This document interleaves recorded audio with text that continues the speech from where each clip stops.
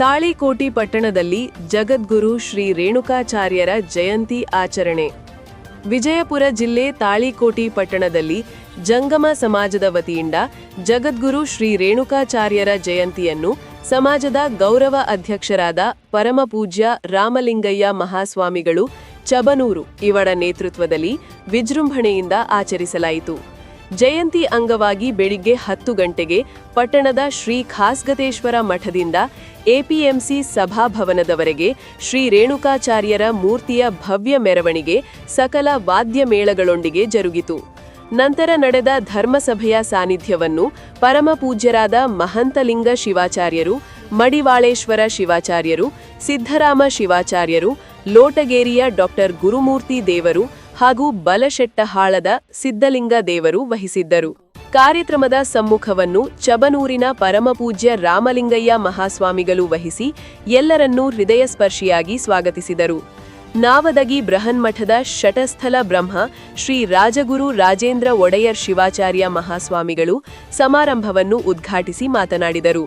ಕೊಡೆಕಲ್ಲದ ಶಿವಕುಮಾರ ಮಹಾಸ್ವಾಮಿಗಳು ಆಶೀರ್ವಚನ ನೀಡಿದರು. ಕಾರ್ಯಕ್ರಮದಲ್ಲಿ ಕಲಕೇರಿ ಮಡಿವಾಳೇಶ್ವರ ಶ್ರೀಗಳು, ಮುದ್ದೇಬಿಹಾಳ ಕ್ಷೇತ್ರ ಸಮನ್ವಯ ಅಧಿಕಾರಿ ಆರ್.ಬಿ. ದಮ್ಮೂರಮಠ, ಬಿಜೆಪಿ ಜಿಲ್ಲಾ ಮಾಜಿ ಅಧ್ಯಕ್ಷ ಆರ್.ಎಸ್. ಪಾಟೀಲ ಕೂಚಬಾಳ, ಸಂಗಮೇಶ್ವರ ಶಿಕ್ಷಣ ಸಂಸ್ಥೆಯ ಅಧ್ಯಕ್ಷ ಎಚ್.ಎಸ್. ಪಾಟೀಲ ಮಾತನಾಡಿದರು. ಇದೇ ಸಂದರ್ಭದಲ್ಲಿ ಕಳೆದ ಬಾರಿ ಎಸ್ಎಸ್ಎಲ್ಸಿ ಹಾಗೂ ಪಿಯುಸಿಯಲ್ಲಿ ಗರಿಷ್ಠ ಅಂಕ ಪಡೆದ ಸಮಾಜದ ಪ್ರತಿಭಾವಂತ ವಿದ್ಯಾರ್ಥಿಗಳಿಗೆ ಪ್ರತಿಭಾ ಪುರಸ್ಕಾರ ನೀಡಿ ಗೌರವಿಸಲಾಯಿತು. ಕಾರ್ಯಕ್ರಮದಲ್ಲಿ ಸಮಾಜ ಸೇವಕ ಪ್ರಭುಗೌಡ ಮದರಕಲ್ಲ, ಪಂಚಾಚಾರ್ಯ ಸಹಕಾರಿ ಸಂಘದ ಅಧ್ಯಕ್ಷ ಮುತ್ತು ಜಹಗೀರದಾರ, ಜಂಗಮ ಸಮಾಜದ ಅಧ್ಯಕ್ಷ ಶರಣಯ್ಯ ಹಿರೇಮಠ, ಉಪಾಧ್ಯಕ್ಷ ಶಿವಲಿಂಗಯ್ಯ ಹಿರೇಮಠ, ಶ್ರೀ ಗುರು ಹಿರೇಮಠ, ಕಾರ್ಯದರ್ಶಿ ಈರಯ್ಯ ಹಿರೇಮಠ, ಸಂಘಟನಾ ಕಾರ್ಯದರ್ಶಿ ಗಜದಂಡಯ್ಯ ಹಿರೇಮಠ, ಸಮಾಜದ ಗಣ್ಯರು, ಹಿರಿಯರು ಹಾಗೂ ಮಹಿಳೆಯರು ಇದ್ದರು. ಶ್ರೀಮತಿ ಸುವರ್ಣ ಗದುಗಿನಮಠ, ರಾಜಶೇಖರ ಹಿರೇಮಠ ಹಾಗೂ ಡಾಕ್ಟರ್ ಸೋಮಶೇಖರ ಹಿರೇಮಠ ಕಾರ್ಯಕ್ರಮವನ್ನು ಸುಂದರವಾಗಿ ನಿರ್ವಹಿಸಿದರು. ವರದಿ ದೇವು ಕೂಚಬಾಳ. ತಮ್ಮ ಎದುರಲ್ಲಿ ವ್ಯಕ್ತಪಡಿಸಿದ್ದಾರೆ. ಯಾಕಂದರೆ ಒಂದು ಸಮಾಜ ಅಂದ ಮೇಲೆ ಅದನ್ನು ಮುನ್ನಡೆಸ್ತಕ್ಕಂಥ ಗುರು ಹಿರಿಯರು ತಾವೆಲ್ಲರೂ ಇವತ್ತು ನೋಡಿದರೆ ಭಾಳ ಒಗ್ಗಟ್ಟಿನಿಂದ ಚಿಕ್ಕ ಸಮಾಜ ಅಂತ ಹೇಳಿದರು. ಆದರೆ ನಿಮ್ಮ ಸಮಾಜ ಭಾಳ ಚೊಕ್ಕ ಸಮಾಜ ಅಂತ ನಾನು ಇಷ್ಟು ಸಂಘಟಕರಾಗಿ ಪ್ರತಿಯೊಬ್ಬರು ಈ ಕಾರ್ಯಕ್ರಮದಲ್ಲಿ ಪಾಲ್ಗೊಂಡು ಈ ಕಾರ್ಯಕ್ರಮವನ್ನು ಯಶಸ್ವಿ ಮಾಡಿದ್ದಕ್ಕೆ ನಿಮ್ಮೆಲ್ಲರಿಗೂ ಹೃತ್ಪೂರ್ವಕ ಅಭಿನಂದನೆಗಳನ್ನು ಸಲ್ಲಿಸುತ್ತಾ ವರೆಗೆ ರೇಣುಕಾಚಾರ್ಯರನ್ನು ಹೊತ್ತು ಅದ್ಭುತವಾಗಿರ್ತಕ್ಕಂಥ ಮೆರವಣಿಗೆಯನ್ನು ನಾವೆಲ್ಲರೂ ಮಾಡಿದ್ದೀವಿ.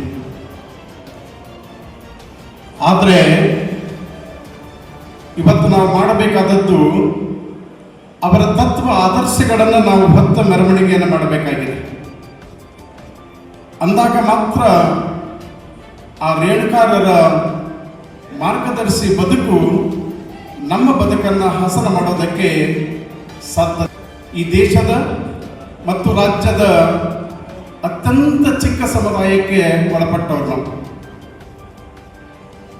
ಈ ರಾಜ್ಯದ ಒಟ್ಟು ಜನಸಂಖ್ಯೆಯಲ್ಲಿ ಕೇವಲ 2ಕ್ಕಿಂತಲೂ ಕಡಿಮೆ ಇರತಕ್ಕಂಥ ಸಮುದಾಯ ಅಂತಂದರೆ ಅದು ಜಂಗಮ ಸಮುದಾಯ. ಹಾಗಿದ್ರೆ ಇವತ್ತು ಈ ಸಮುದಾಯ ಮೊನ್ನೆ ನಾನು 2025ರ ಅಂಕಿ ಅಂಶಗಳನ್ನು ನಾನು ತೆಗೆದುಕೊಂಡು ಪರಮ ಪೂಜ್ಯರ ಪಾದಚರಣಗಳಲ್ಲಿ ಶಿರಸಾಷ್ಟಾಂಗ ನಮಸ್ಕಾರಗಳನ್ನು ಅರ್ಪಿಸ್ತಾ ಕಾರ್ಯಕ್ರಮದ ಎಲ್ಲ ಗೌರವಾನ್ವಿತ ಅತಿಥಿ ಅಭ್ಯರ್ಥಿಗಳೇ, ಉಪಸ್ಥಿತ ಬಂಧುಗಳೇ, ಭಗಿನಿಯರೇ, ತಾಯಂದಿರೇ, ಪತ್ರಿಕಾ ಮಾಧ್ಯಮದ ಸ್ನೇಹಿತರೆ, ಇವತ್ತು ಅತ್ಯಂತ ಅಭಿಮಾನ ಮತ್ತು ಸಂತೋಷದಿಂದ ನಾನು ಈ ಕಾರ್ಯಕ್ರಮದಲ್ಲಿ ಭಾಗಿಯಾಗಿದ್ದೇನೆ. ಕಾರಣ ಹುಟ್ಟಿನಿಂದ ಅಂತ್ಯದವರೆಗೂ ತಮ್ಮ ಪಾದಸ್ಪರ್ಶದಿಂದ ನಮ್ಮ ಜೀವನ ಪಾವನ ಅನ್ನುವಂಥ ನಂಬಿಕೆ ಶ್ರದ್ಧೆ ನಮ್ಮದು.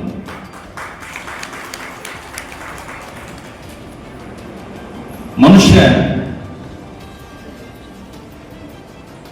ಯಾವ ತನಗೋಸ್ಕರ ಬದುಕ್ತಾನ